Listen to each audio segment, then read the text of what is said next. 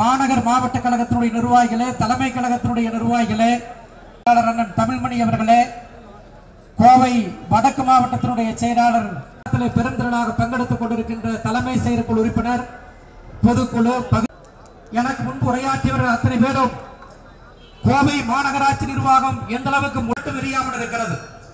அப்படி என்றால் கிட்டத்தட்ட இந்த மாநகராட்சி பகுதி 30,000 தெருவிளக்குகள் எரியாமல் ஊட இரட்டாக கிடக்கிறது என்பதை இந்த நேரத்தில் நான் பகிரங்கமாக மாநகராட்சி நிர்வாகத்தின் மீது நான் குற்றம் சாட்டுகின்றேன். பதில் இதுவரை கிடைக்கவில்லை. அப்படி இந்த மாதத்திற்குள் சரியான பதில் கிடைக்காவிட்டால் போராட்டங்களாக பட்டங்கள் தோறும், பகுதிகள் தோறும், சார்பு மன்றங்கள் தோறும் தொடர் போராட்டங்களாக இந்த மாதம் தெரியாவிட்டால் தொடர் போராட்ட கலைஞர் செய்தி